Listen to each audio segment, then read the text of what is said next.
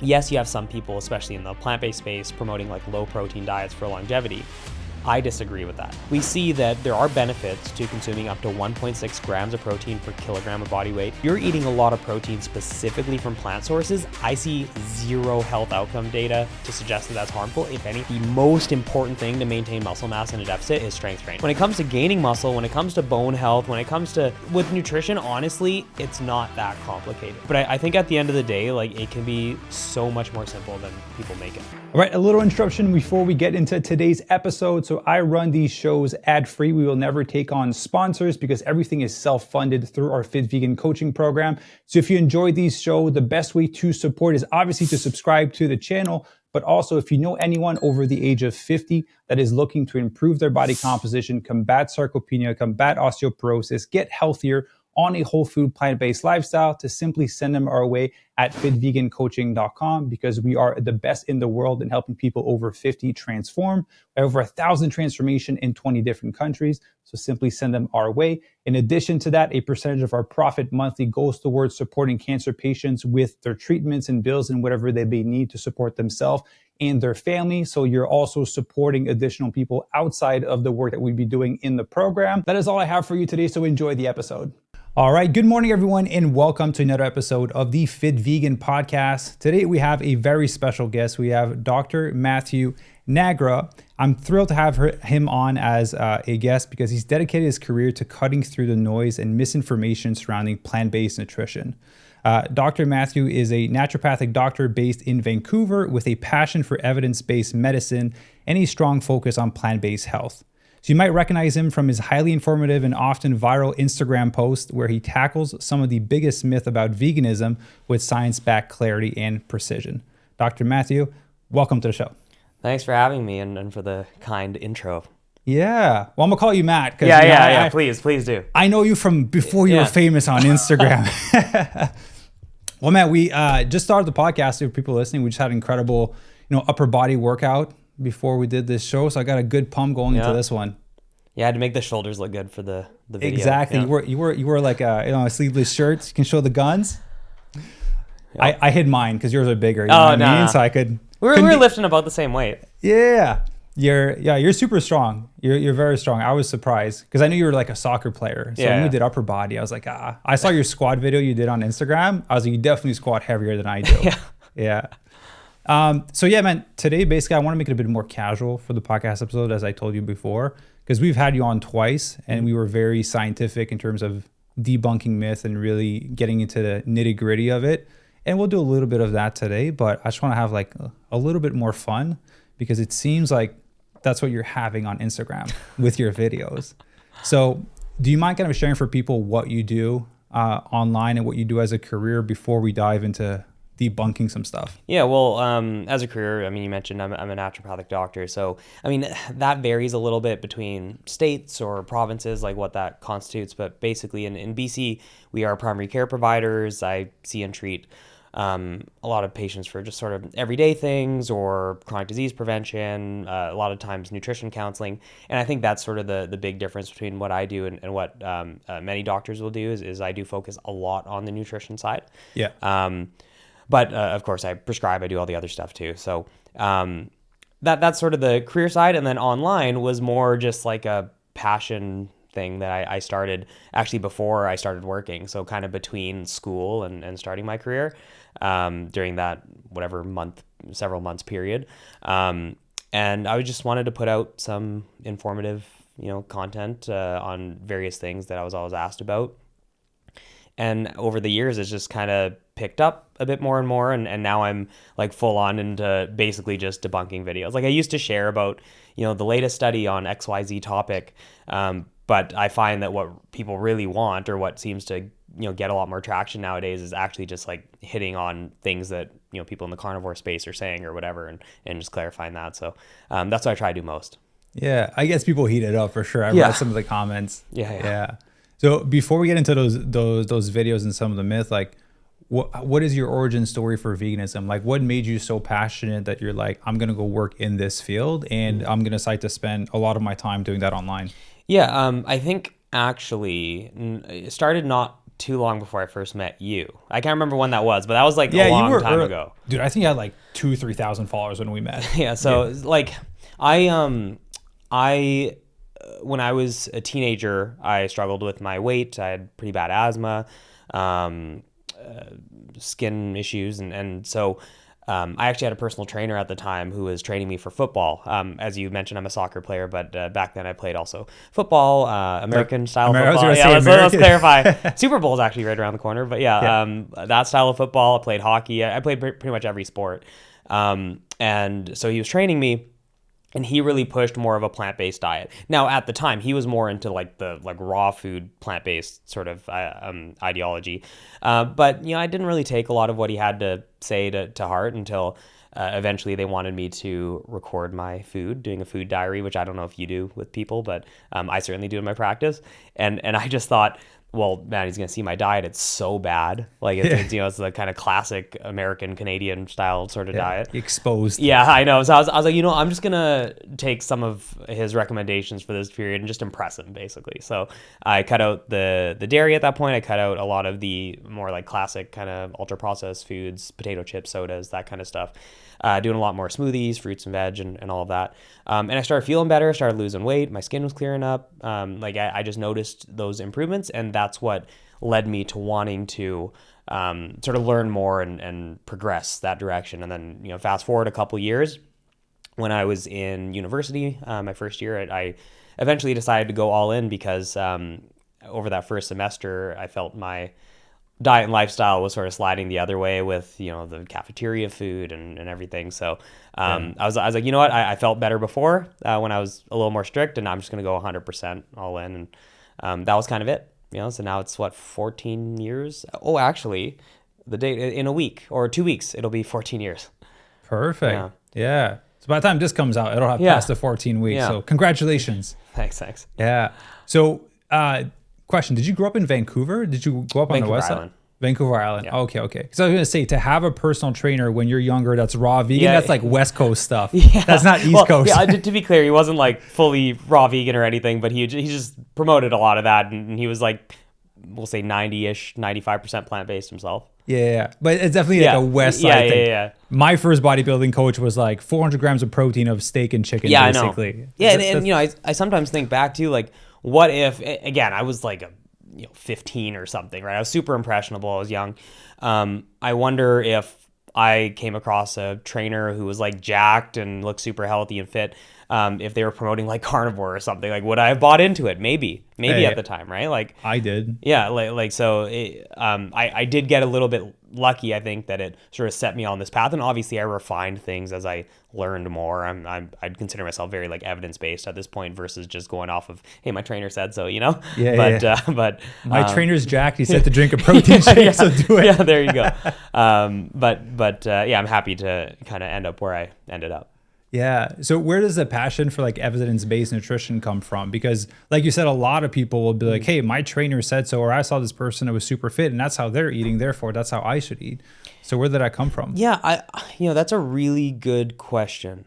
I feel like, again, I was quite young at the time. I think when I first got exposed to it was actually through Michael Greger's like Nutrition Facts videos. Now, to full disclosure, at this point, I think there are things that I would certainly disagree with him on. I don't consider maybe his information to be like top tier at this point, but the way that he presented information, evidence, it sort of got me interested in like, oh, that's where certain things come from, or got me interested in reading more about like research methodology and seeing like, why is this study better than that study? Why are there conflicting messages coming from people? And then again, fortunately, I surrounded myself with people who are very well versed in that space, through online, like, a bunch of group chats I'm in. Obviously, we've talked about like Simon Hill. He and I chat all the time about things. So I've surrounded myself with that group who are also very evidence-based. And if I have questions or I'm not sure about something, I can bring it up with them and we can dive in, or vice versa. Like Simon messages me all the time asking, what are my thoughts on this? And to have that sort of group, I think it's really helped me get better and better at evaluating the evidence. And it's just repetition, really. Yeah. So how do you make the differentiation? Because to a certain extent, I feel like people can find studies to back up whatever viewpoint that they have. And so how are you able to like stay neutral amongst looking at the studies? 'Cause obviously you have a bias towards veganism. So how are you able to stay neutral? Because yeah, you hear the debates online, and we'll talk about some of your videos, but people are like, oh, I found this study that said this. Yeah. I found this study that said this, but it's like a twisted version of one variable that supports their point. Yeah, so I mean, there's certain things that you look for. I think at sort of base level, there's the evidence hierarchy, which comes up a lot, and that's sort of like the different tiers of evidence, with some being better than others. Now, the really important part there is that it's all else held equal. So you can have a study that would technically be up here that is just of poor quality, and so a study down here is technically better. But like when we look at the bottom of that hierarchy, we're looking at like animal studies. Yes, we can see some interesting things happen in like rodents or pigs or whatever, but rarely does that actually result in the same outcome in humans when tested. And that's something that's not discussed enough. So you'll see a lot of people like Paul Saladino, carnivore or ex-carnivore MD, I call him now because he's not anymore. You'll see people like him cite like some rat study to prove his point. Well, chances are that's not going to pan out in humans. So that would be one reason that would be a poor study. Other types of studies we'll see like case studies, which is like an individual person or maybe a few people who are followed, and you sort of monitor what they're doing, and you sort of make some essentially guesses around like what that might mean, but it's not really solid evidence in and of itself.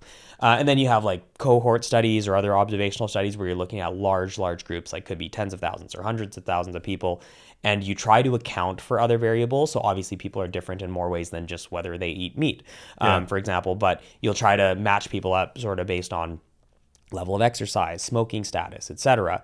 And so that would be better because obviously you have way more people, so you're not gonna, if you have a few outliers, it's not gonna really skew the results.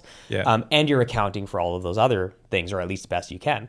And then there's obviously randomized controlled trials where you take people, split them in half randomly, half get X food, the other half get Y food, and you see what happens. And so basically the higher up that tier you get, the better you can sort of account for other potential variables or biases in the types of studies, and then eventually you get to like meta-analyses where you put them all together, and or at least of a similar type of study, you put them together and you see kind of what is the average or net result across the studies. So I know that's maybe a little bit complex, but hopefully gives a bit of an idea of like the types of things that we look for. But there's much more, obviously, depending on the study. Yeah. So basically, a meta-analysis would be probably the highest tier from what you've shared. Yes, as long as the studies that are included are of quality. So that's the really important thing, right? Like if you put in a bunch of really garbage studies, it's garbage in, garbage out. But if they're all of similar quality, we'll say high quality ideally, and you put them together, that would be better than an individual study. Because there can be an outlier study that just by chance happened to have certain results, and you can sort of you can weed out those outliers by doing a meta-analysis. So as you were sharing that, you made me think of the Netflix documentary. I think it was Twin Studies. What was it called? You Are What You Eat. That's what it was called. Yeah, You Are What You Eat. Basically, they did a study on twin. One was to go vegan, one was to go meat eating. I love your opinion on it because I don't feel that the vegan side was as compliant as the meat eating side. That was like my thought on it. But I'm curious as your thoughts from someone that actually looks at studies all day. Yeah. So for starters, I think something that wasn't explained well enough, and I wish it was that they only showed a select few people from the total study sample. So there was actually more people in the study, but they obviously, with all the like camera crews, how much screen time can you commit? Like you can't, have 22 or whatever pairs of twins and, do an 1.5-hour documentary on them. So they had to pick, I think it was 4 sets. The more entertaining one. Is what it was. Well, actually they I think they picked them at the beginning. Okay. So they selected like, we're going to follow you. I might be wrong on that. I'm pretty sure that's what they did. But so that was one thing. The other part is there were certain things that those 4 pairs or twins got that others didn't. So like the personal training, the others didn't get that sort of training with like Nima and Bianca, right? There's some of the tests that they did, the other groups didn't get, like the DEXA scans, for example. They didn't do that on everybody. So when you look at like those results, sure, they might not be super impressive for the vegan side. Yeah, they lost a bit more weight. They also lost a bit more muscle. They lost more fat too, I think, whatever. But that isn't, I wouldn't call that like a super or a validated like scientific finding because it was only of those 4 groups. It wasn't the full set. We want to look at like what is the actual result amongst the entire group. Yeah. Because like you said, the smaller you make your sample, the higher likelihood of biases one way or another, whether people were less compliant in some ways or what have you. So the study itself I thought was great. Yeah. The documentary was fine. I think as far as like the science goes, it's one of the better documentaries out there as far as not being like overzealous and going crazy with, ridiculous claims or anything like that. But it also didn't make, one side look super impressive compared to the others. Like there were some benefits, but they were relatively modest. Yeah. But I thought it was fine. It's just, it's not what is going to sell, right? Like that's the thing with these documentaries is a lot of the time you have to look at like, if you're making the documentary, of course, from a scientific viewpoint, obviously the more modest is probably a little bit better.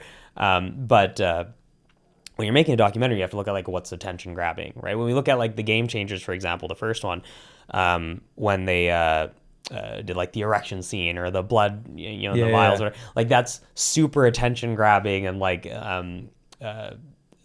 people remember that, right? Yeah, it's like a viral moment. Yeah, exactly. So I think that is maybe a little bit of what this documentary was lacking, but from a scientific standpoint, I actually enjoyed it a bit more just because it I think gave people a bit of a look at like what it's like to conduct a study. Like forget about the findings. I think the fact that they talked about like issues with compliance, how they were providing the foods, how they're tracking people, like that is super cool to me. But I'm also a bit of a nerd when it comes to this stuff, right? So it's like I liked it for what it was, but I don't think it was as one-sided as many people in the plant-based community would have probably Liked wanted, it to be. unfortunately. Yeah. I'm sure you're watching like, wow, look at all these constant variables. This is so beautiful. But yeah, I mean, like compliance and stuff is obviously going to vary a little bit too, like you mentioned. So yeah, and on 4 people, like it's hard, like you said, to get like a proper sample. Yeah. Like you just need one person to not be compliant. You're 25% of the study is like out, basically. Yeah. Yeah. So now let's get into some of your videos because like before we get to the video, actually, how did you get into that? Because like I said, we've met as you kind of started to get into all this. We met, was it Vancouver, the Veg Expo? Probably like around there. I think we had like a lunch before, whatever. It was a bunch of vegan people. We were all like coming up in the vegan space in Vancouver. I remember that. I watched your progression from talking like, here's this new study, here are the findings behind it.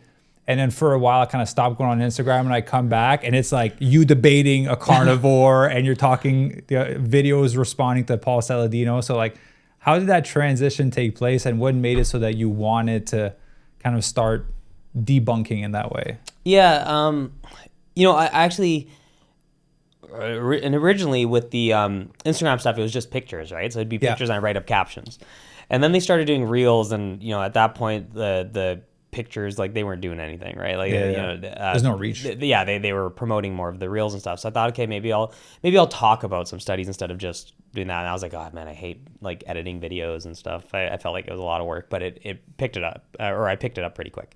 And then I can't remember where it started. I know there was a point, like a sort of a transition period where, if some viral video came out of somebody saying something I thought was ridiculous and I could just respond to, I would try to do a video of that, like where I play the clip and then I respond to it.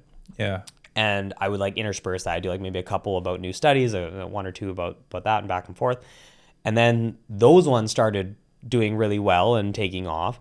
And I was like, well, nobody's watching the other ones. Like they weren't doing anything. And so then I thought, well, for one, I actually found them way easier to do. Like when it comes to a lot of the like new study stuff, for one, it's a lot of the same kind of over and over. So like just recently, I think it was last week, actually, in one of my group chats with all the nutrition people I have in my circle, I was like, here's a new meta-analysis on plant-based diet index and mortality. Same old, but new, like an updated. Yeah. And so it ends up being like I'm making kind of the same videos, even though it's new data. Yeah.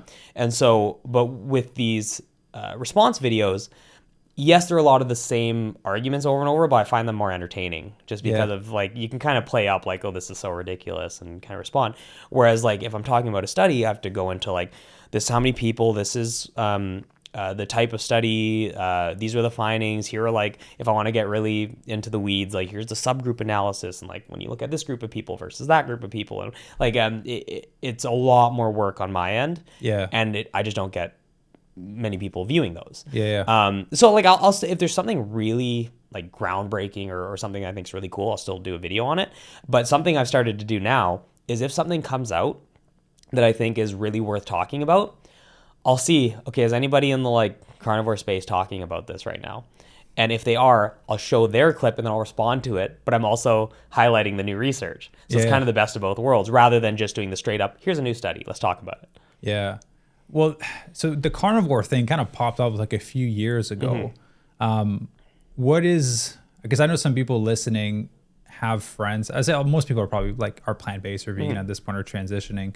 But what's the whole selling point behind carnivore? Why are people saying that it's so good for them? And then obviously, then why is it not? Because like we said earlier, you can find studies to back up anything, right? And I don't really follow them. I just see their videos through your page, basically. So like what's their selling point on it? And then like what's the debunking of it? So it depends on who you talk to in that group. They all have different arguments. Now, they will try to cite research. So that's something you'll see a lot is they'll like cite studies when they think it supports their view, even though most time it doesn't. Actually, it pretty much never does.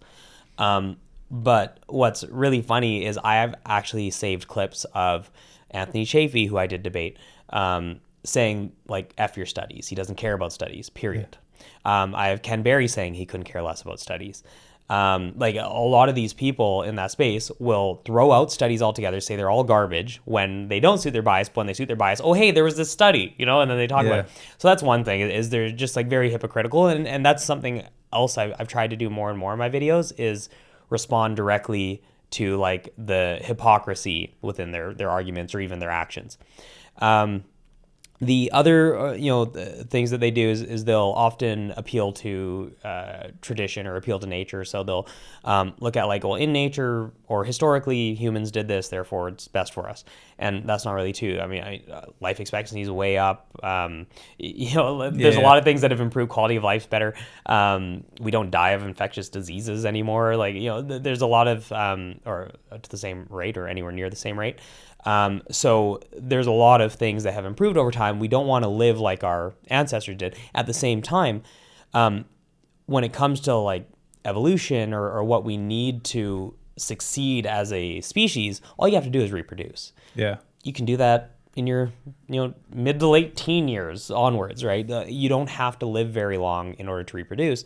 So just because something might have, as a dense calorie source or protein source may have allowed people to make it to that age doesn't mean that it's ideal for long-term health. And, if I'm talking about, say, red meat, for example. Yeah. So that argument just kind of falls flat. And then the other thing they do, and I don't know if you've ever really paid attention. I mean, you said you're not really in the carnivore space, but just for people watching this, if you really pay attention, they almost always talk about short-term gains. So they'll be like weight loss, bloating, skin or something. Like it'll be something that's like tangible, visible, or that you experience in a short time, and almost never talking about like the really long-term outcomes. Yeah. Or I shouldn't say never because they do sometimes, but it's more to the side. Like it's not their main selling point. And they'll use anecdotes of like, oh, this person went carnivore and lost all this weight. Or, I mean, of course you're eating like one thing. I mean, chances are you can look at Mark Hobb, nutrition researcher in Kansas, I think, who did the Twinkie diet, lost a bunch of weight, felt better, improved his biomarkers, and he did it just as an experiment to kind of show his students that, hey, you can lose weight on any diet. And so on a calorie deficit. Exactly. It's magic. And so that's something that they try to push. And just because somebody goes carnivore and might lose weight, or maybe their bloating improves or whatever, that doesn't mean that it's the carnivore diet per se that is leading to that improvement or that it's good for them long term. Yeah.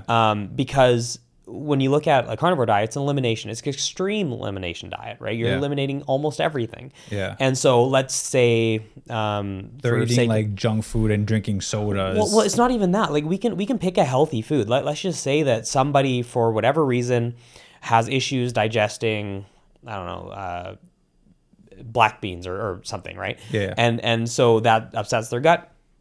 Well, if they eliminate everything, including black beans, their gut might feel better. But that doesn't mean that they needed to eliminate all plants, or that because they're on a carnivore diet is the reason that they've improved. It's because they eliminated that one thing. Yeah. And so we can take a more systematic approach to, like, testing different foods, do an elimination, challenge them back in, see what works for you. Obviously, it's a lot more work, but you can try to diagnose the issue rather than just kind of jumping ship and going all the way to the carnivore diet, which probably is not good for you long term, based on the data that we have on things like red meat consumption. Yeah, and I think cooked red meat has not been good for you for a long time. A lot of studies have backed that up. And now somehow the world took a step back. They're like, we're not even going to cook it at this point. We're just going to eat it raw. Yeah, I know. That's like, I feel like they're just trolling because it's so gross. But I've seen videos. But they eat it though. Like, yeah, like I know. Trolling, you wouldn't hurt yourself doing it. No, but like I've seen videos of people who are like actually having the meat rot first because they want the like microbes. Oh, I did see that. Like it was like lamb or some pork or something. Yeah, it was pork, I think. But like there's multiple videos, and that guy, I think the one you're thinking of isn't the only one. I've seen others do similar things. It's like because of the probiotics or something. Like you're gonna end up in the hospital with something not good. But yeah, it's like super gross, and like now there's the raw milk thing, which is taken off. Same.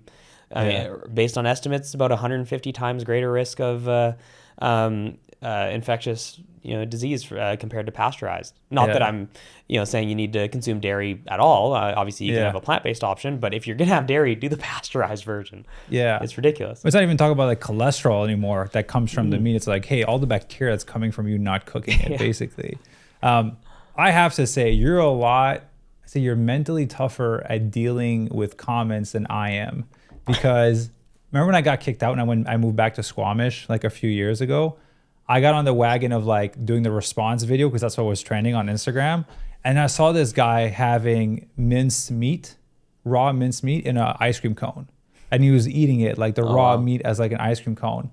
And then he said how like other people are weirdos for blah, blah, blah. And I was like, and I responded, I was like, it's weird for me to eat like a strawberry and a banana. Like you're eating gut basically out of like an ice cream cone.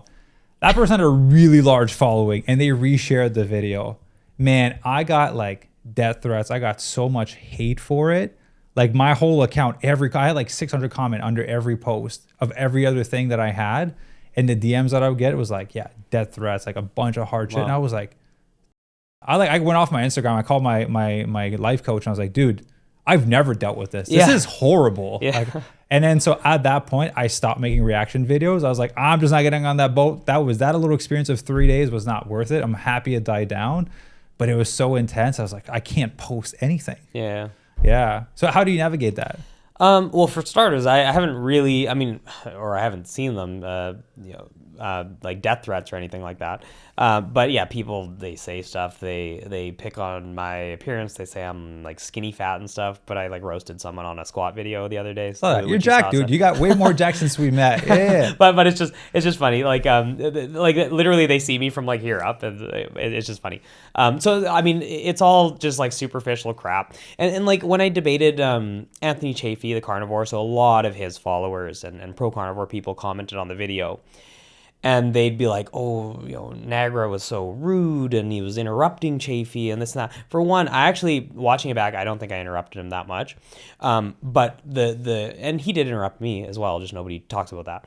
But the thing about the debate is, I think people don't get this. When you're in a debate like that and you ask a question and they continuously dodge it, like they just will, because I ask questions in debates in a certain way because I know that these carnivores like to just dodge questions, do some like play some dodgeball essentially. Answer like a president, basically. Yeah. No, it's like literally like a politician. Yeah. And so I'll ask straight up just like a yes or no question because I want to get an answer and I have another question to ask. And so if he's rambling on something, I'll be like, look, with all due respect, you're not answering the question, or and then if it's repetitive, then it might be a little quicker, but those types of interruptions, I think in debates are totally warranted. Yeah. The other thing that would come up is he would misrepresent me, so that's something carnivores do, or I shouldn't just say carnivores, like anti-vegans or people I debate in general, is they will misrepresent me. So they'll be like, oh, he says this, but this is wrong. No, I didn't say that. Like I have to clarify, because otherwise you're just going to talk for 3 minutes about something irrelevant. Yeah. And to try to score a point or whatever. Find the clip. Yeah, but here's what's really, I think, interesting, and you can chime in as well. I think if the tables were turned, and let's say that Chafee had all the information, and I was the one who was like a deer in headlights and didn't know what was going on and getting, quote unquote, smoked in this debate. Yeah. And he was like, say aggressively talking over me, interrupting, whatever. I think his following would talk about how he wrecked me, quote unquote, right? They would take the other position. They'd be like, oh, he stomped on that beta, cuck, Nagra, whatever, like that's the type of language they use online. But because it was the other way around, they don't engage with the arguments presented. They instead try to attack me and the demeanor. So it's interesting. A lot of these people are so lost in their ideology, I think, that they will swing it in their favor no matter what. So I don't really care if people want to come at me for whether it's appearance or demeanor or whatever. Who cares? I mean, you're going to get that. That comes with the territory of being online. And when it comes to their actual arguments around the nutrition, I got responses to basically everything that they present at this point. Like nobody presents anything new. It's all the same stuff. And so a lot of people will ask me, like, how do you have time to respond to this stuff? I'm like, it's literally the same thing that 100 other people have asked before. So so it's just like quick usually, and usually it's just me asking them for evidence and they won't provide it, and then I screenshot it and I post it in my story just to give them a little accountability. You got to force the accountability. It is interesting because I've seen some of your videos, and I think I saw one with Simon too that he did. It's, to be fair, like you said, if the roles were reversed, and I didn't have the answer and I wasn't standing on anything solid, I would do the same thing that they were doing. I would try to manipulate my way out of it. You know what I mean? I'd throw some smoke screen. I'd try to talk my way, not really answer the thing. So it shows that if they had the answer, they would stand strong and be like, no, here's actually the real truth. But they're not able to do that. It shows that they're trying to eke their way out of the conversation. Yeah, 100%. They will never admit they're wrong. I'm pretty confident in that for at least the vast majority of them. Yeah. So let's talk about quickly just one of the topics that people bring up is like, if you're vegan, you have to supplement, therefore it's a crappier diet. Like that, that comes up a lot, right? Yeah. Because of B12 in particular. Yeah. So in that debate with Chafee, I think I navigated that like the best you could, and he refused to answer I think 8 times. Like that's how long it took me to get an answer out of him. So when somebody brings up that topic, I ask them, and I put it this way, and this is something that other people can use too as sort of a thought experiment. So I said, let's just do a thought experiment. Let's say there's 2 diets, and I won't name these diets. I'm not saying anything about like what foods they incorporate. Let's say there's 2 diets. Now diet A provides most of the nutrition you need. You might need to supplement 1 or 2 things, but leads to a long and healthy life. Now, diet B provides all of the essential nutrients. You don't need to supplement anything, but it leads to a shorter, more disease-ridden life. Which one would you choose? Yeah. Right? There's only one good answer. Like anybody with half a brain is going to pick diet A, right? Because you live a longer, healthier life. And he would not answer that. Like he actually refused to answer that question 8 times. And Danny Ishay, he told me I was pronouncing his name wrong. Ishai, I believe is how it's pronounced. Or Lifting Vegan Logic was his that's moniker. the guy with the beard and full hair. Yeah. So he actually made a video of it. And he has like these blowhorns going every time he dodges the question. It was so funny. But he dodged it like 8 times. And like when you ask that question, it puts the attention on the health outcomes, right? Like that's what we care about. We care what are the long-term health outcomes. Now, if somebody picks diet B, right, the less healthy diet, but you don't have to supplement, okay, then at least they're consistent that supplements are the be-all, end-all apparently, and they don't care if they get sicker or die younger. Yeah. But if they pick diet A, they are admitting to you that supplements aren't the be-all, end-all, and that if you live a longer, healthier life, supplementing's fine. Yeah. Right. And so like that's how you have to sort of, at least in my view, give these types of questions where it might be a false dichotomy, but at least for the debate at hand, let's say carnivore versus vegan, it's perfect for that. Yeah. But you force them into 1 or 2 answers.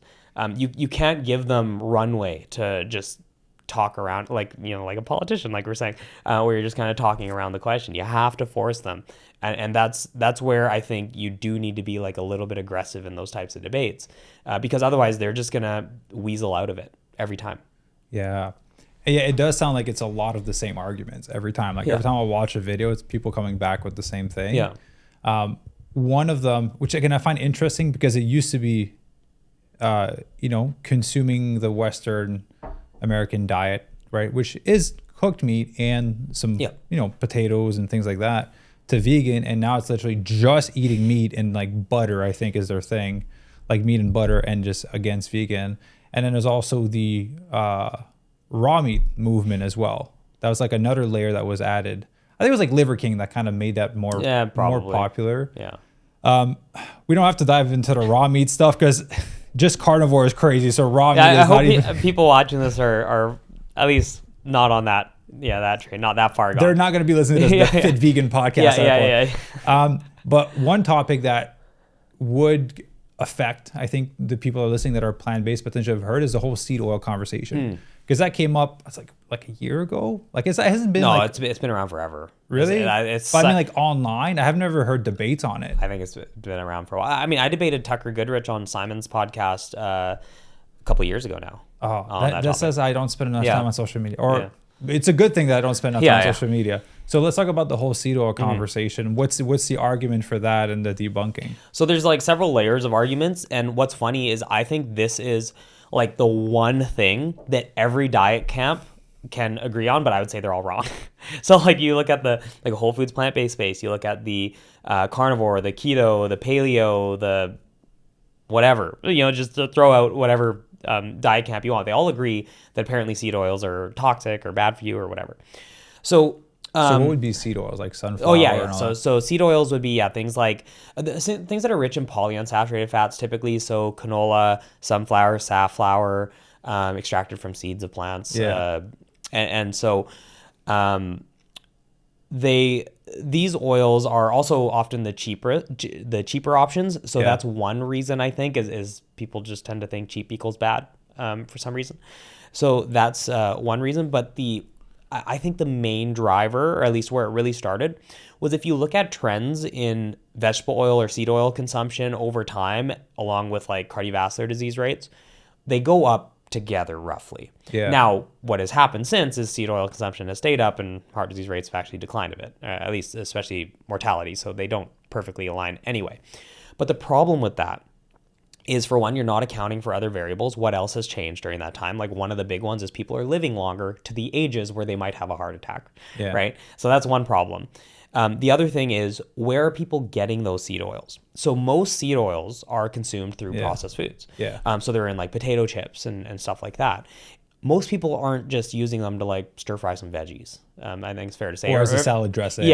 Or if they are, it's like a relatively small amount, compared to what you would get in a lot of those packaged foods. And so it would be, just because it's in that food doesn't mean that it's why those foods are not great for us. It would be like saying that water is bad for us because it's the main ingredient in Coca-Cola, right? I mean, Coke's not good for you, but water's fine. Obviously, it's healthy. It's necessary, and so that's one of the issues. Now, where people go from there. I mean, there's several other arguments that are brought up. So one of them is that these polyunsaturated fats, they lead to increases in like oxidized LDL particles, or they increase inflammation. And I don't know how like deep into the weeds you want to get with that, but at the end of the day, what really matters is the like health outcome. So when you look at actual like cardiovascular events, so people having a heart attack or stroke, those who eat more or consume more polyunsaturated fats, which is mostly from these oils, some from like nuts and seeds or other things. Those who consume more have lower risks of cardiovascular diseases. Those who have higher levels in their bloodstream of this linoleic acid, the omega-6 fat in these plants, or in these plant oils, they have lower risk. Now, that's really important because we don't make that fat. The only reason it's in the body is because you've consumed it. So those with higher levels, it's a really good metric for like, are they consuming more or less? Those with higher levels have lower risk. And then we can look at randomized trials. So there are actually a number of long-term randomized controlled trials where people are, again, split randomly. Half are given the vegetable oils, half are given usually saturated fats from like animal sources. Yeah. And we see that the oils, the lower risk of cardiovascular disease over several years. And there's one trial in particular that I cite called the LA Veterans Administration Hospital Study. So this was done in like sort of long-term care facilities, and people were randomized to one cafeteria or another, and they infuse the foods with those oils. So if they had, say, sausages in the control group, they would have sausages where the saturated fat is removed and infused with vegetable oils, or like for whatever food they kind of they manipulate it that way, so people don't know which one they're getting, and they're eating essentially the same food just with different fat sources. So it's a really, really cool design. And the study went on for 8 years, and then they followed up for another, I think, 2 years afterwards, and lower risk, significantly lower risk of cardiovascular diseases as well. So we see that like the end result, there's a clear benefit, at least compared to animal fats, and compared to other like plant fats, it's roughly the same as things like olive oil, for example. Like avocado, olive oil, yeah, coconut. exactly. Yeah. So even studies comparing whole avocado to these seed oils are roughly neutral for cardiovascular disease. Yeah. So like it's clearly beneficial, and that's one reason is because the types of fats in those vegetable oils or seed oils, they lower LDL cholesterol more than other nutrients. Yeah. So it's basically a big part to consider is what is it coming with, right? Is it like with chips or pastries? A lot of time they'll use some of those oils in there. Yeah. Like food's a package deal. You always have to think about it that way. And you know, if you're having them in, say, potato chips, it's not that the oil itself is doing something super detrimental, but it's adding a lot of calories. And if you're having a bag of potato chips with all that fat, like that adds up. You gain body fat, that increases risks. So there are other reasons for that to be problematic, but it's not because of the polyunsaturated fats in there. And I would actually add an important point is that, like I said, people often bring up how they're inflammatory. Well, where that idea comes from is that the type of omega-6 in these seed oils can theoretically be converted into another type of omega-6 called arachidonic acid, and that can be inflammatory. But studies in humans have shown that, for one, increasing vegetable oil consumption does not lead to higher arachidonic acid levels, nor does it increase inflammatory markers. In fact, there's not a single study ever done in humans that has raised inflammatory markers. So where does that come from that people believe that it does? Well, it's a theory. So this is what we call like mechanistic speculation. So you can speculate about these like particular pathways or compounds that could be produced. When you look at these vegetable oils, you can say, okay, they contain this type of fat, which could theoretically be converted into this type of fat, and that is not good for us. And so then they just assume that A leads to B, which is not good. But when you actually test it, which you have to do in humans, that doesn't happen. Okay. So that's what's important. We can look at other things that way too. So if you look at exercise, for example, exercise causes inflammation. Yep. Is exercise bad for you? That's why you don't take an ice bath after. You want that good I inflammation. know, exactly. But here's the thing, right? What if I were to say exercise is bad for you because it spikes your inflammatory markers, right? Yeah. Well, that'd be, right? It doesn't pan out. Yeah, exactly. It would be like exercise is not good, but it's all the benefits that come from it's part of the recovery process. Yeah. And so like, just think about that whenever you're faced with something online about either a specific compound in the body or especially inflammation. That term gets thrown around left and right. When you have something, I'll probably put it in the title because it's clickbait. or endothelial function or whatever.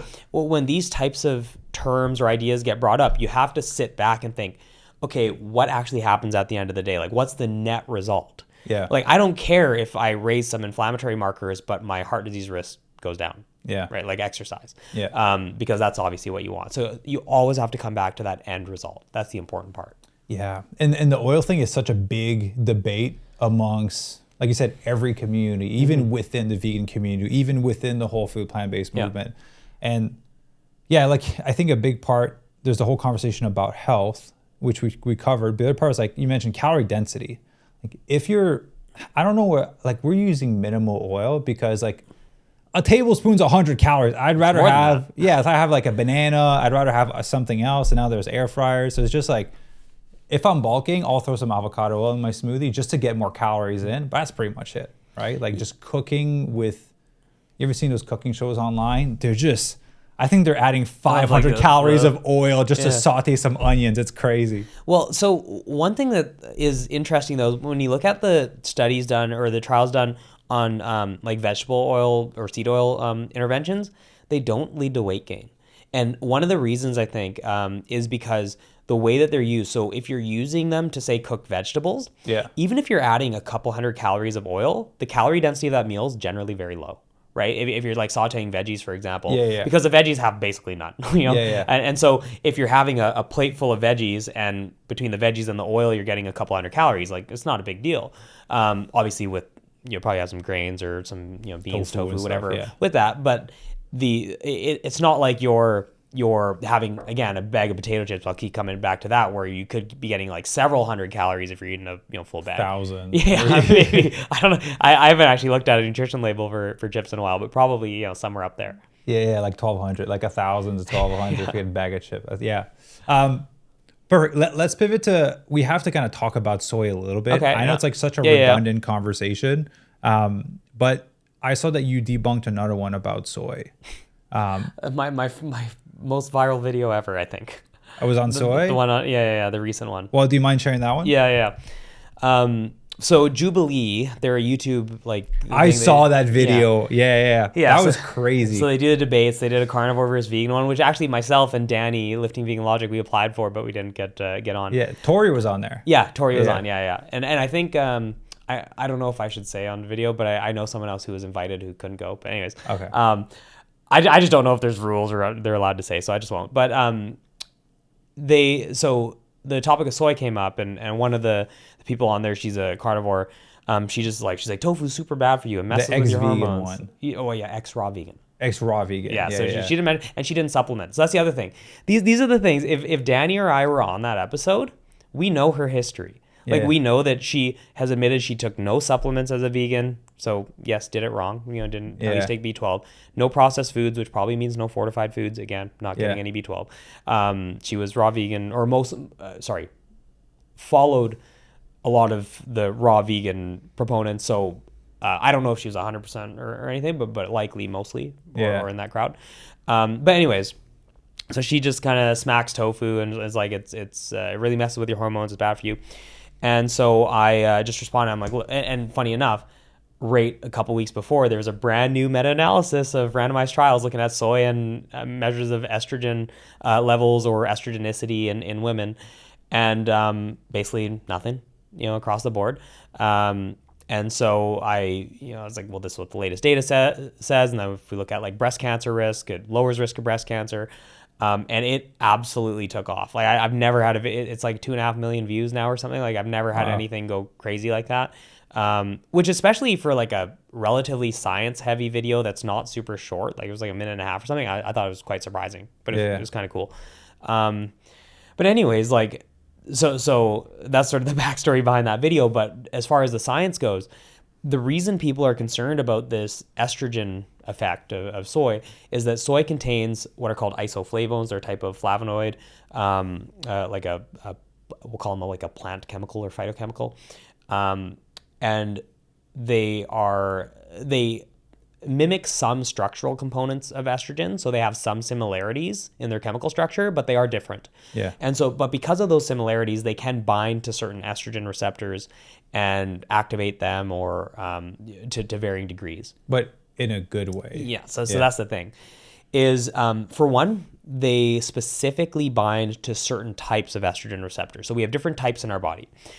In breast tissue, for example, one type of receptor, the alpha receptor, will promote like breast tissue growth, which isn't good. That can increase breast cancer risk. And then we have the beta receptors, which do the opposite. They're like anti-estrogenic. So they can be activated by these estrogen-like compounds, but they have the opposite effect. And so the phytoestrogens in soy preferentially bind to those receptors.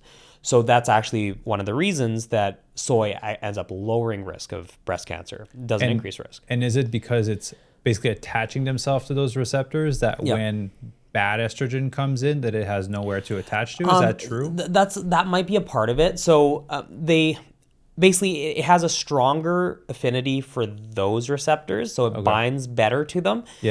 Versus the alpha receptors, they don't bind to as well.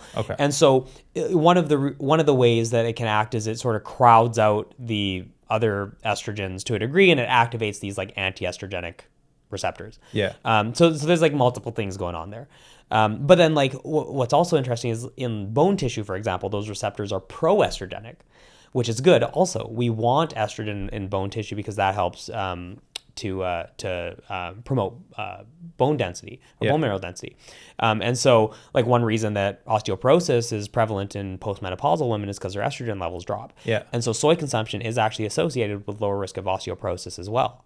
And so you're kind of getting best of both worlds. I was going to say, for the ladies listening, because we have a lot of our members are between 50 and 80. And they're like, I heard soy is not great for me. Great, it's good for you. No, it's great. And like the only negative research really we have is for one on rodents, usually given very high doses. And again, we aren't rodents and we aren't consuming those doses. And then there's a couple like case studies. So these are where you're looking at like one individual who's having like an insane diet of 12, 14, 20 servings of soy, something like that a day, depending on the case. And they might have experienced things like one of them had erectile dysfunction, another one experienced some gynecomastia or breast tissue growth. But we're talking one, ridiculous amounts of soy, beyond a few servings a day. What's considered a serving? If they say they consume like 20, 85 gram, I think that works out to about a half a cup of tofu.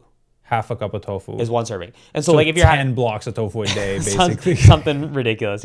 And so like, so we're talking like a huge amount, but also, and this is really important, we can't even confirm that the soy is responsible for those effects in those cases, because those are individual cases eating essentially a soy only diet. Like, is it the excess of soy that's doing that, or is it perhaps the fact that they have this super monotonous, like super monotonous diet that they're missing all this other stuff, or it could be other things going on. Who knows? Like there could be other things in their environment, things they're applying to their body, like whatever. We don't know. But even if we assume that soy was the problem, like let's just grant it, nobody's recommending eating a soy only diet anyway. That's like that's 10 blocks of tofu. That'd be like 3,500 to 4,000 calories of tofu. I'm trying to think, because how many grams in a block? 453 a pound. Okay, so 450. So 85 grams is a serving. Yeah, so it'd be 160. So if you're talking 40. Like 12, you're talking actually more like a quarter. What, 3 to 4 blocks, 5 blocks maybe? Yeah, somewhere in that point. Less. But or you're having like a cup of soy milk as a serving. So I don't know how many. One of the case studies, actually, the most recent one was mostly soy milk. It was like a gallon of soy milk a day, and then other stuff. You got protein in, that's for sure. Yeah, exactly. So just don't do that, and you'll be okay. Yeah. And I guess also to account for individual like history and other components of their life, because they could be, just having a terrible environment where it is more prone to having higher levels of estrogen, basically. I mean, you have to look at everything else that they're exposed to too. And actually, something that I think is worth mentioning is people who have previously, say, battled breast cancer or currently battling breast cancer. They've often been really concerned, and the research, although it's more limited than prevention. Like prevention is where we have more solid research. But even in people with previous breast cancer diagnoses, the rate of recurrence is lower if you consume more soy, typically. So there may be benefits there, and that is recognized. I can't recall if it's either by the American Cancer Society or the Canadian Cancer Society. One of them specifically highlights that there may be benefits for those with breast cancer, but I can't recall exactly which one. And does it, like, I feel like that's what's been told for so long, organic and non-GMO. Is that still relevant, or has there been studies showing that like it doesn't matter? Yeah, I'm not at all convinced that it's a concern. Well, for one, the vast majority, pretty much all of the soy that's like directly for human consumption isn't even GMO to begin with. That's mostly for animal feed. Like people might not know this. Only like 6 or 7% of the soy that's produced is directly for human consumption. The majority is for animal feed, and then there's a good chunk of it that's for like oils. Or like even biodiesel and stuff like that. So I wouldn't say that we're even getting that stuff, but even if so, like there's basically no evidence suggesting that it's harmful at dietary doses.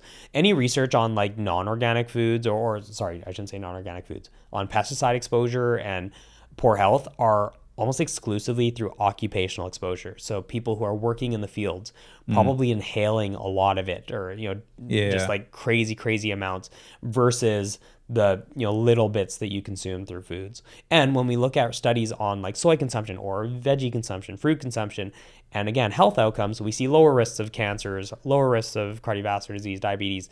And my guess is the majority of people consuming those foods are probably eating the conventional stuff. And yet they're still ending up with better outcomes. Yeah. So let's jump into protein, because kind of ties in with the conversation with soy a little bit. Again, I feel it's like religion. So once you get into the world of veganism, there's like so many doors that open that you can kind of go down in. And even though the world of vegan is always mentioned, you don't need to worry about protein because plants have protein. If you're looking to actively exercise and be fitter, play soccer, play basketball, all of these things, should people put an emphasis on protein intake on a plant-based lifestyle? Yeah, I actually think that it's worth considering. Now, it sort of depends on your diet. Like if you're going like purist kind of whole food, I think you do need to put more emphasis on it, just because you're probably not going to get a lot. That's one detriment, I think, to the super whole food approach, is that I think protein gets thrown to the wayside a bit too much. Yeah. So when we look at like athletic performance, particularly muscle gain, we see that there are benefits to consuming up to 1.6 grams of protein per kilogram of body weight per day. Okay. You heard it here. I've been saying this shit for years. Yeah. So I mean, and then for strength, the latest meta-analysis, I think, plateaus at like 1.5 grams per kilogram. So basically, we'll say 1.6. They're both pretty close.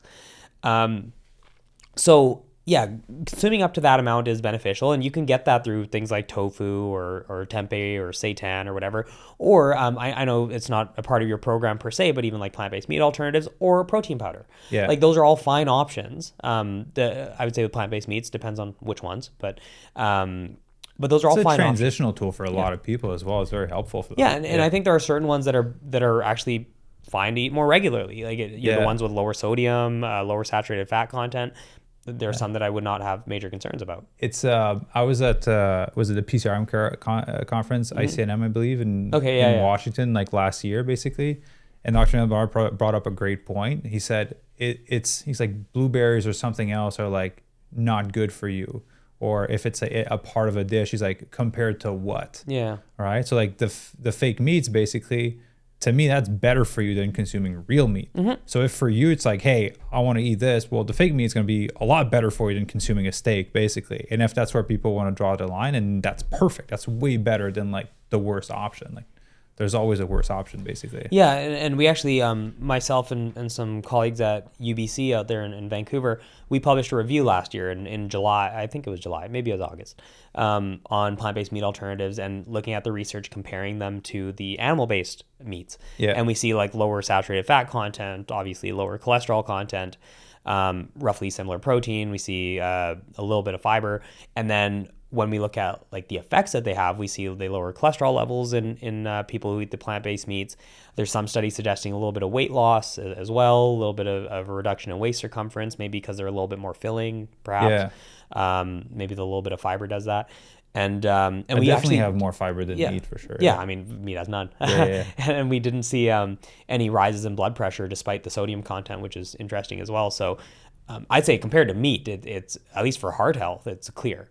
Yeah. And then, I think we'll get more and more research down the line here. And hopefully we get some research looking at the hard outcomes, because like I said, we have research showing that these markers of heart health improve, and that is quite clear.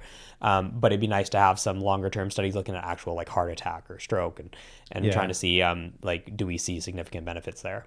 Yeah. And I think it's like too early as well.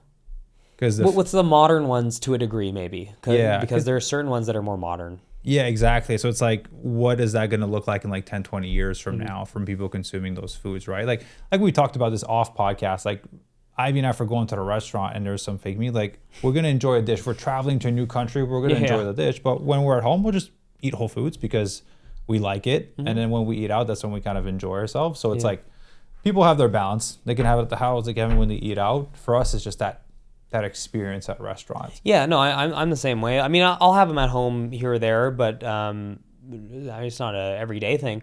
But when I'm out here, like in LA right now, I actually really wanted to try the what was it, the Panda Express, the Beyond Orange Chicken. Yeah. Because we don't have it in Canada. Yeah. So I was like, hey, I'm gonna try that as soon as I got into town, and I saw really that in your good. stories. Yeah, it was really good. So, but yeah, like I like to try stuff when I'm out and about. I remember when I went to London, I went to Earthling Ed's restaurant, the Unity Diner, and they had like 3D printed steak and stuff. It was like crazy.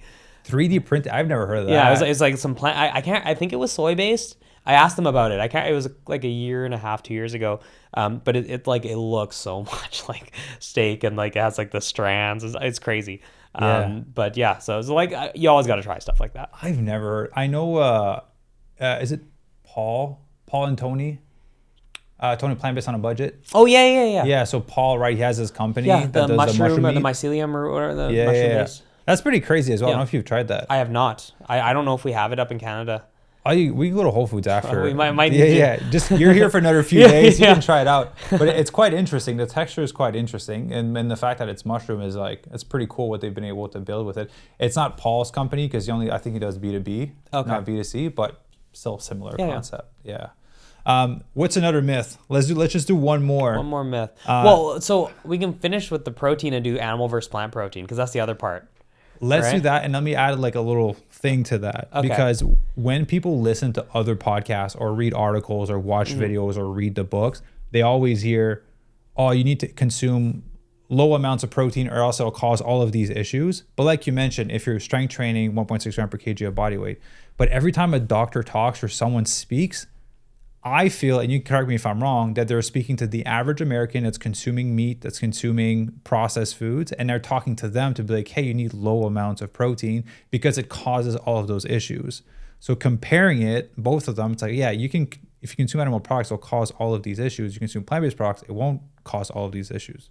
I want to preface that. Yeah. So there's the health side and then there's the muscle gain side. So I'll do the muscle stuff really quick just because I think it's easy. But the health is a more nuanced topic. Yeah. So we talked about 1.6 grams per kilogram being the target. When you look at studies where people are consuming that amount of protein and comparing animal to plant protein. So let's say one group gets the plant protein, one group gets the animal protein. And in the couple studies we have where the majority or all of their protein are coming from plants in the plant-based group, we see that there's no difference or no significant difference in outcomes. So the strength gains are roughly the same. The muscle size gains are roughly the same. There's no clear difference. And so that is really good evidence that yes, if you get all your protein from plants and you're eating the amount that someone who's strength training should be to maximize their gains, there's no detriment. Now, can we debate about lower levels of protein intake? Can we debate about like certain subsets of the population? Maybe, but like at the end of the day, we just don't have data to really suggest there's a major difference. Can we talk about the hormone in the meat? Would you say that obviously I feel like the meat's got lower quality compared to a decade or two ago. Does that make a difference? So I haven't seen evidence that it really does. I wouldn't be surprised if there's some kind of an effect. Whether that's the 12-year-old kids are looking like 20-year-old kids now. It's crazy. Yeah, but like with the what is it? The antibiotic exposure, all that. It's hard to say. Like it's not something I've delved super far into because I look at the data on meat consumption in general and the health outcomes. Yeah. And right now, I don't think there's good data to suggest there's a huge, meaningful difference between different qualities of meat. So, whether you're conventional versus grass-fed or whatever, I don't think there's a clear difference. Okay. Now, might there be some level of difference? Sure, but I don't think it's enough to completely flip it on its head. Yeah. But yeah, going back to the health protein. The protein and the gains. I think one thing just before the health dimension is a lot of people will bring up this idea of plant proteins being less digestible. Yep. You don't absorb as much. And I just want to clarify that is based usually, in actually pretty much every case I've ever heard, based on metrics that they test the foods in animals, again, not necessarily translatable to humans. They often use raw foods, which are less digestible than when you cook beans. They become more digestible. And they sort of dock points from plant-based protein sources if they don't have quote unquote a balanced amino acid profile. So if they have, like, if they're a little bit lacking in one amino acid, it'll score much lower. But in reality, you're eating more than one food, so other foods will compensate for it anyway. Yeah. So those arguments largely just kind of fall through once you consider that. But we can just look at the end result. Again, when you study people eating all plant protein or almost all plant protein versus those eating an omnivorous diet, same amount of protein, no difference in actual muscle or strength gains, which is what matters. Yeah. So I think that sets that aside. Now, on the health side, yes, you have some people, especially in the plant-based space, promoting like low protein diets for longevity. I disagree with that approach. Yeah, I was gonna say the name of who promotes that. You can go ahead, whoever you want, but I don't see health outcome data to support that. So this goes back to what I was talking earlier about like mechanism. So you can say high protein intake, it stimulates mTOR, or it stimulates whatever pathway you want to name. But when we look at studies where you compare people in a population eating higher or lower amounts of protein, and you account for other factors like exercise, smoking, health history, etc., those who eat more protein generally have better long-term health outcomes. Now, a part of that is going to be diet quality, and now studies will try to adjust for diet quality anyway, but generally speaking, people who eat higher protein do have higher quality diets, whereas... What kind of protein? Yeah, so we're going to get to that. Okay. So on average, we see higher protein intake beneficial.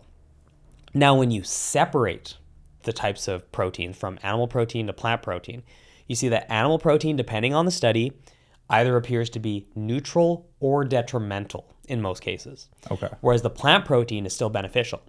So I would say you could make an argument if someone's eating a really high protein, very high like animal protein diet, that some of those animal-based foods are probably not doing them a great service there as far as their health. But if you're eating a lot of protein specifically from plant sources, I see zero health outcome data to suggest that that's harmful. If anything, I see that it's beneficial.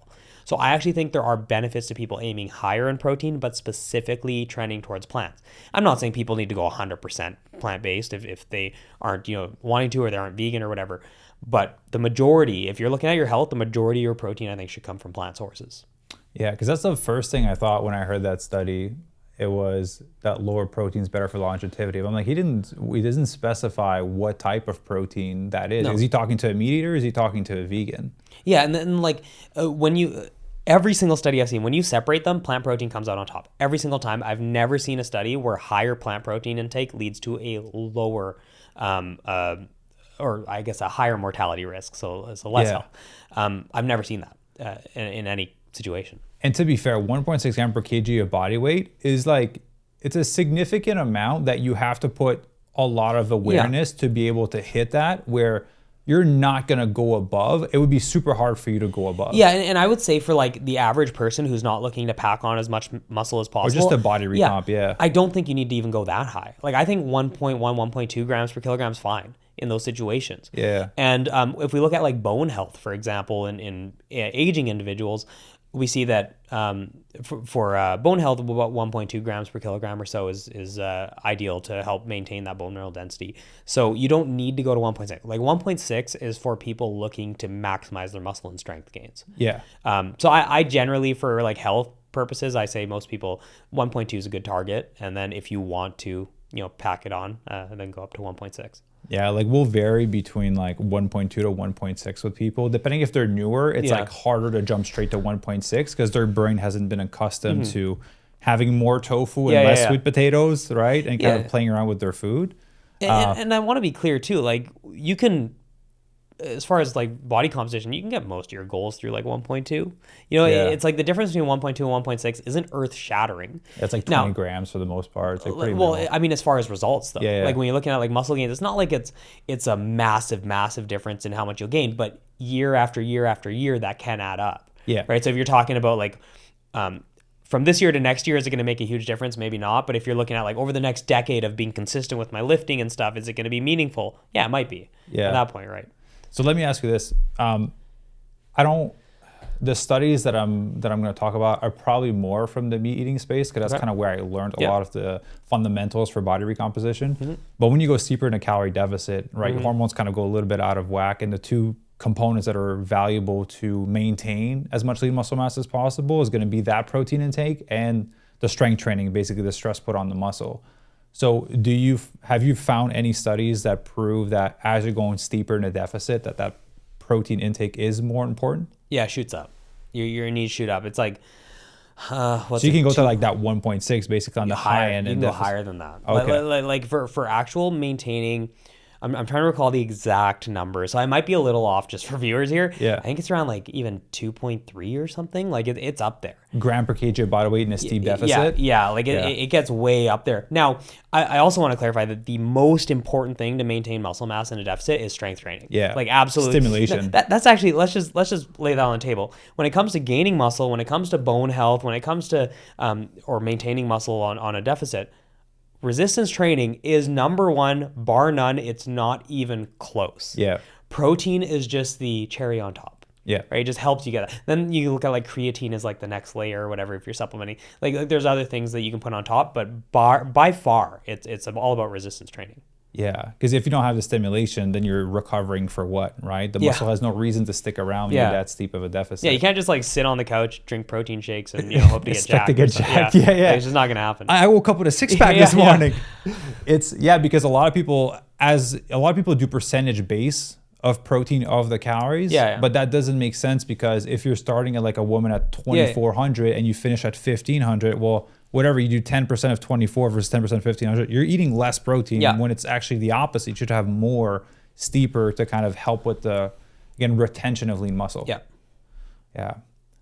Perfect, man. Well, let's do a little wrap up, because we still need to go eat some vegan sushi. I want to bring you to that good spot. I hope it's got some protein. No, I'm kidding. I don't care. Yeah, it's gonna be minimal. I know. It's sushi. It's sushi. I don't care. I'm excited. I had a big smoothie this morning to compensate for it. So first of all, I want to say thank you for jumping on, man. I appreciate you coming over to the house and recording in person. We're trying to do more of these.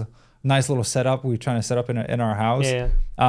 Just any words of wisdom you'd like to share with the audience before we leave. And just for everyone listening, I'll plug all your social media down below as well, so they can go watch more of those debate videos and support you. And I know you got some cool things going on too the next few years, so people can go support you with that. Cool, thanks. Thanks for having me. Obviously, first time recording in person. I know we've done a couple online, and you're one of the first people in this space that I met way back when. So that's pretty cool. As far as like words of advice, honestly, I think it's maybe cliche, but like keep it simple.